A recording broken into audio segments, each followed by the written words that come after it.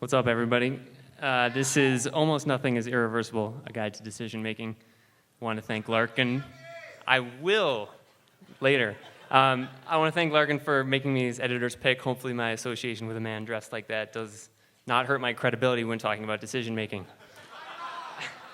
So I appreciate all of you coming tonight. I know you have a choice of entertainment providers for each given evening. And I think you made the right choice tonight. So I have a confession to make. I love data. So for the next 2 hours, myself and everybody who just cheered or heckled at this slide has an obligation to take anything presented in graph form as gospel truth. There have been roughly 1.97 million bad decisions in history.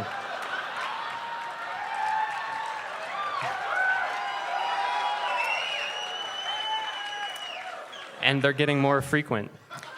So we can't talk about all types of decisions this evening.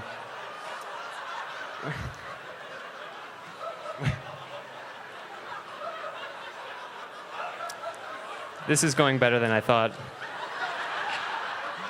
Okay, so seeking advice decisions are the types of things like, should I change careers? Should I sell my house? It's not like, should I choose red or blue or ranch or vinaigrette? So, ranch, yes. So what these all boil down to is change. You're thinking about making a change in your life, but there's a little bit of fear that's holding you back. And so I've come up with a very easy framework to help you make decisions in the future.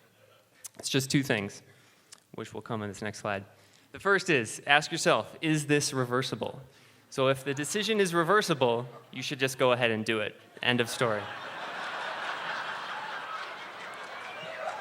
It sounds funny, but it's true. The second part we'll get to in a moment. Okay, so you guys got to help me out here. All right, is this decision reversible? Moving to a new city? Yes. Changing careers? Yes. Breaking up? Yes.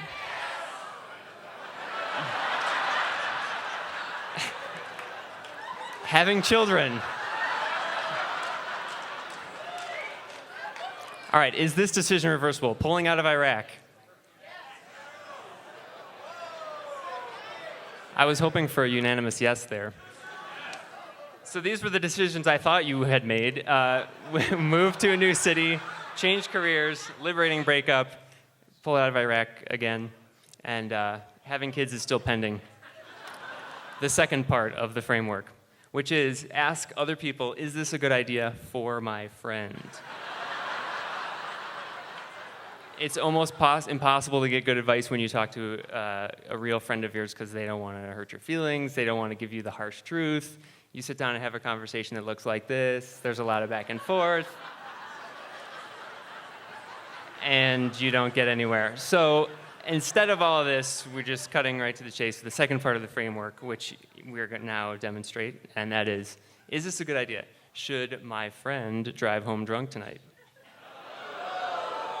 Should my friend bring pot on an airplane?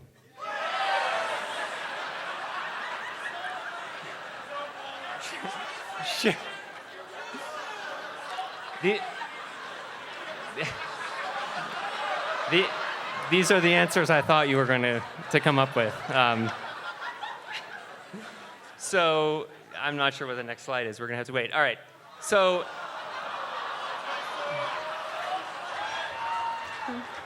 I'm not the only one who uses this framework for their decision making.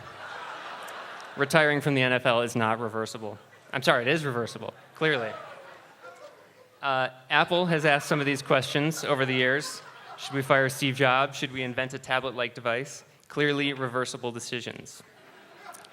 They made the right choice, I think.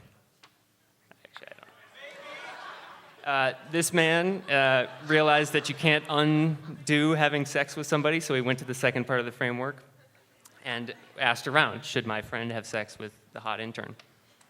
And we all know how that turned out. Well, he thought she was. That's what's important. So this is a breakdown. The takeaway here is that basically, if you're thinking about doing anything, you should pretty much just do it, except for the no.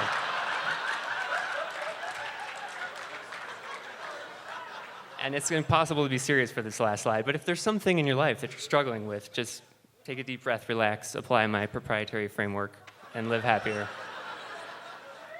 Thank you guys so much.